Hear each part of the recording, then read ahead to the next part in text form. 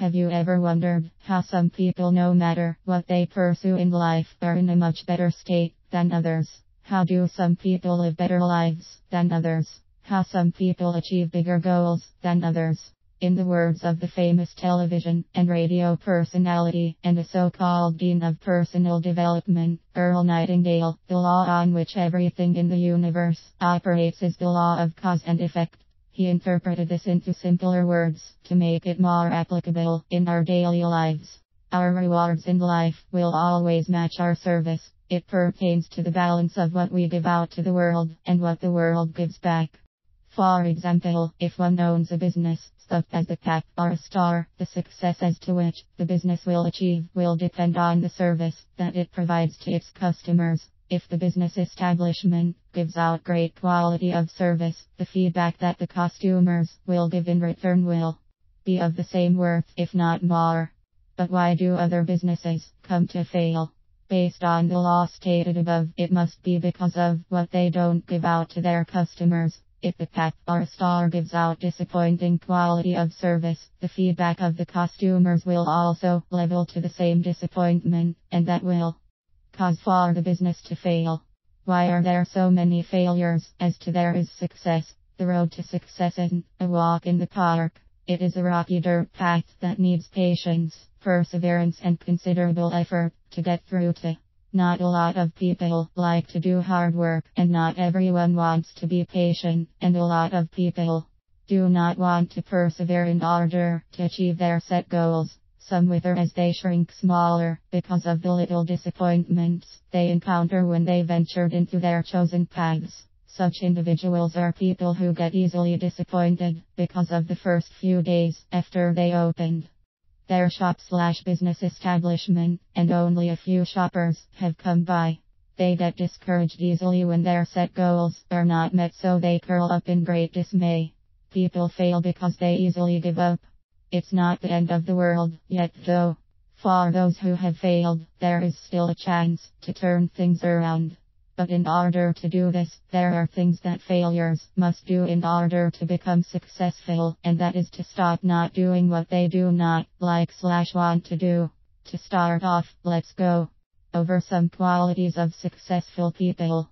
Determined and willingness to sacrifice. In order to begin with a business venture, there first must be the determination of making it all the way to your set goal. One must be determined to go all out, above and beyond for the business to push through. This means you are ready to make the necessary sacrifices in order to provide great quality service to your customers. This may mean spending more hours in the business establishment than in the home, or going out of your way in order to give your customers the comfort and satisfaction of your service. This determination and sacrifice is not only required of you but also of your family as their means of supporting you. This pertains to their willingness to understand your late work hours and the time you need to give up being with them in order to establish the business you are trying your hardest to succeed. After all, what you sow is what you reap. You are still in the sowing process, and it is the hardest, because it requires time and great effort to sow the seeds correctly. Sense of responsibility. William H. Johnson has the words to live by. If it is to be, it is up to me. No one else is responsible of your life than you. Whatever you make out of the things in your life, it is all on you, no excuses. Same goes with your business. A lot of factors will try to shake the foundations of your business: the unstable economy, unavailability of your resources, both natural and man-made calamities, and this includes family/home problems, and a lot more reasons that may challenge your business. No matter what the change or the problems you may face, it is still up to you to make your business a success. The success or the failure of your business is in your shoulders and nobody else's. Committed. Commit yourself to the success of the business venture you have chosen. As you begin, focus on one thing and never on several things at the same time. As the saying goes, one cannot serve two masters at the same time. The more things you commit yourself into, the more difficult it is to manage everything. You are still starting, so set one goal and achieve it first before you move on to another goal. One step at a time. This is to avoid division of focus, time and effort. This way, there will be less fuss and more clarity on your developments. Willingness to give more. Our world gets more competitive as each day passes. In order to stand out and be identified, there is the need to have the willingness to go the extra mile.